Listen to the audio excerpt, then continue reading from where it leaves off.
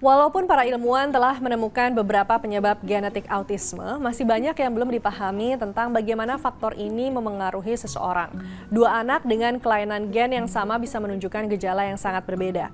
Ada yang mengalami kesulitan ringan, tetapi ada juga yang memiliki tantangan lebih besar dalam belajar dan berkomunikasi. Salah satu kemungkinan penyebabnya adalah adanya varian gen tambahan yang dapat memperburuk atau justru mengurangi dampak dari gen utama yang berhubungan dengan autisme.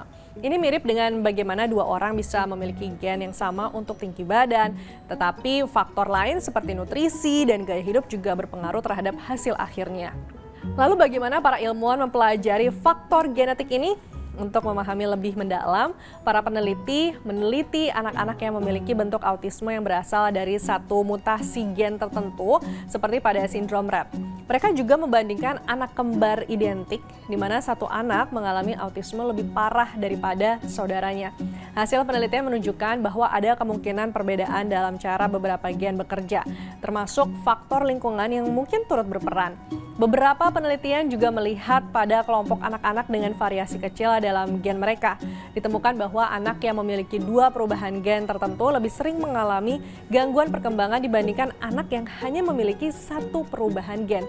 Ada juga kasus di mana anak dengan mutasi gen autisme tertentu ternyata tidak mengalami gangguan serius yang menunjukkan bahwa mungkin ada faktor gen lain yang melindungi mereka.